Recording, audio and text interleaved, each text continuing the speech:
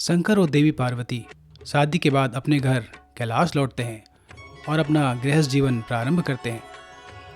चारों ओर खुशियां हैं और सारे गण बहुत प्रसन्न हैं।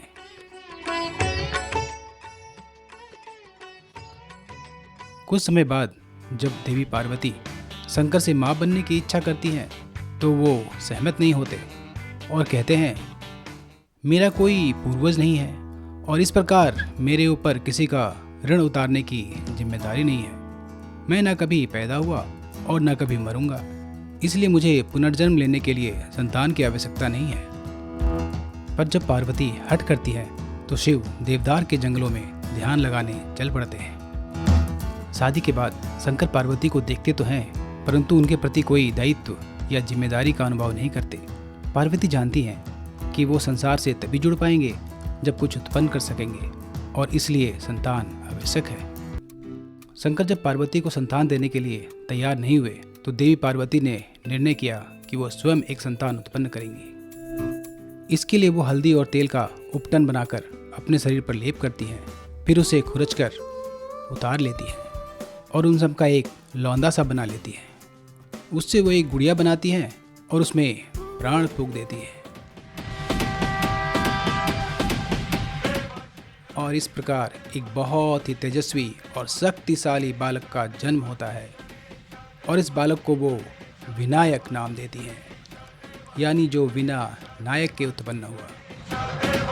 देवी पार्वती एक दिन विनायक को आदेश देती हैं कि वो द्वार की निगरानी करे और जब तक वो ना बोलें किसी को घर के अंदर ना आने दे। विनायक कहते हैं, जैसी आपकी आज्ञा माते। शंकर जो पार्वती की इच्छा को ठुकराकर जंगलों में चले गए थे, उसी समय वापस लौटते हैं। बालक ने शंकर का मार्ग रोक लिया और कहते हैं, आप अंदर नहीं आ सकते। इस पर शंकर कहते हैं, मैं तुम्हारा पिता हूँ और यहाँ का स्वामी और पार्वती का पति हूँ। तुम मुझे अपने घर में जाने से कैसे रोक सकते हो? बालक, तुम्हारा ये कार्य अनाधिकार चेष्टा है और मूर्खतापूर्ण भी है। ये कहकर शंकर अधिकार पूर्वक अंदर जाने लगते हैं। विनायक उन्हें फिर रोकते हैं तो इस बार वो अपने गणों को बालक को समझाने बुझाने को कहते हैं। गणों ने जब बालक को समझाने का प्रयास किया और कहा कि वो शिव से द्रोह ना करें, उनसे द्रोह करना अच्छा नहीं है, तो बालक ने उनकी एक न सुनी और उन्हें मारकर भगा दिया।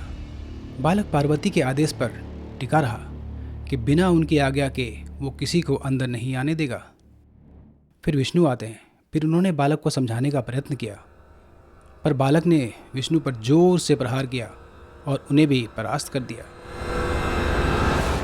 इतने सुंदर बालक को अपने सामने देख शिव को ईर्ष्या होती है।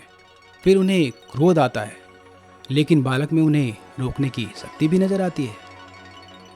उस बालक को देखकर उन्हें ब्रह्मा का 5वां सर और दक्ष का स्मरण हो आता है। वो इस अहंकार को प्रकृति की अवहेलना मानते हैं। वो चाहते हैं कि शक्तियों का उपयोग दायित्व के साथ किया जाए, नहीं तो अनर्थ हो जाएगा। शिव क्रोधित हो जाते हैं और देवी के सामने पहुंचने में बाधा डालने वाले इस बालक को नष्ट करने का फैसला करते हैं। वो अपना त्रिशूल उठाते हैं और बालक की ओर फेंकते हैं। विनायक का सर धड़ से अलग हो जाता है और धरती पर गिर पड़ता है। उसके खून से लथपथ शंकर विजय की भांति पार्वती के पास पहुंचते हैं।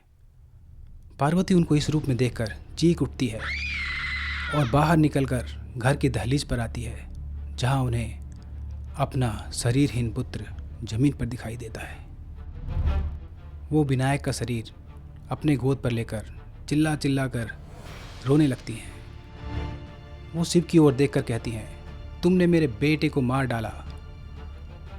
अब वो कोमल गौरी से कराली काली का रूप ले लेती हैं। उनका ये रूप देखकर शिव कांप उठते हैं। शिव को अपनी भूल का ज्ञान होता है। अपने एकांतवास की प्रवृत्ति के कारण उन्होंने विशाल पर्वत पर पार्वती के अकेलेपन की ओर कभी ध्यान ही नहीं दिया। उन्होंने पार्वती को कभी देखा ही नहीं। अगर वो उनकी आवश्यकताओं पर ध्यान देते तो या तो उसे पूर्ण करते अथवा उन्हें प्रसन्न करने का कोई उपाय करते, परंतु उन्होंने इन दोनों कामों में से कुछ भी नहीं किया।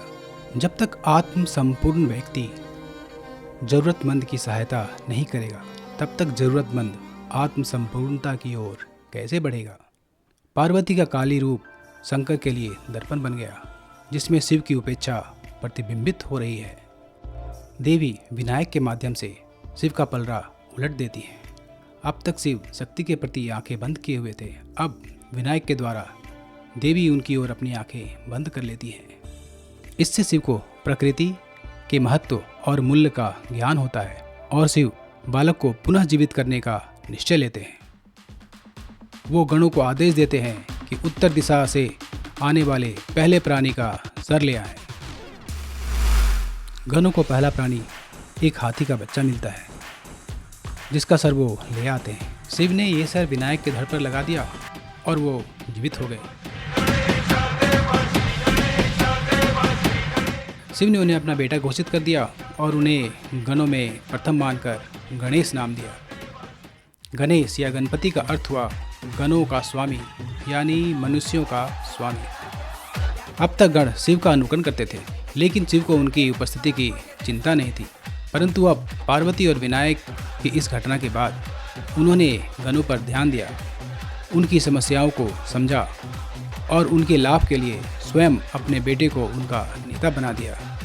इस प्रकार गणपति मानवता के दुख दर्द को समझने में शिव के सहयोगी बन जाते हैं।